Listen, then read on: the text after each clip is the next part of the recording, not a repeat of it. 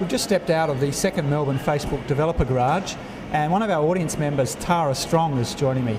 Tara, what was your impression of today's garage? Well, I really enjoyed it. It's the first one I've been to. It was great to see panel members from really different facets of this kind of developing industry, in the sense of not only development but product placement, the economic developments behind it as well, and brand placement. Yeah, it was great, very informative. I was wondering your motivation for coming today, because I understand that you're soon to launch a social network in a true sense, peer-to-peer on the 29th of May. Can you share with us perhaps your understanding of how Facebook could help you with your own business and what you plan to do with perhaps Facebook? Well, Facebook is definitely part of my internet marketing strategy.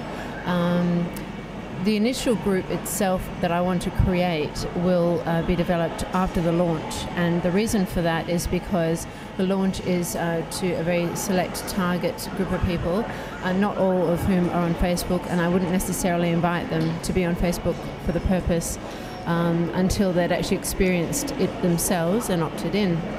And it's also a content issue as well. I want to have video content, I want to have photographs, I want to have something, a group where people can really interact and be content rich as such. All those facets that Facebook can offer if you so choose. The other interesting aspect that I've had to have a think about was that there are targeted groups that I want to target with my marketing. That being, of course, my group will be taking place in Docklands in Melbourne, and there is a Melbourne Docklands group.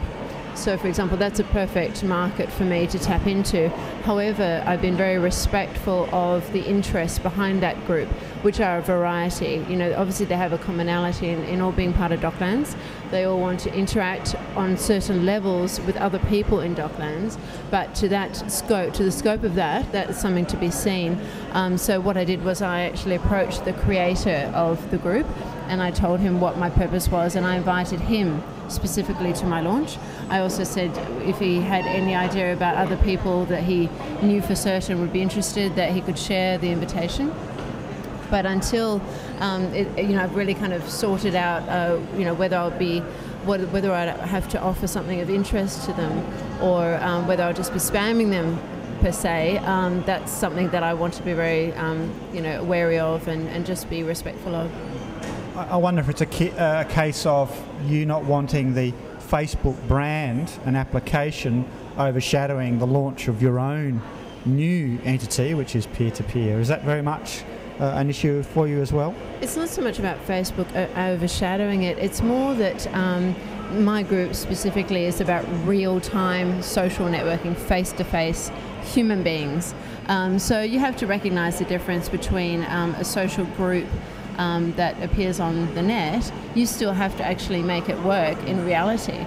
So you might have an event that you propagate through Facebook, and yet no one might turn up, or people might. It's really very much up to their judgment. Therefore, my thing is to create a certain amount of buy-in, which will create a loyalty to my brand being peer-to-peer, which will then I'll be able to utilise Facebook in a much more successful manner having done that.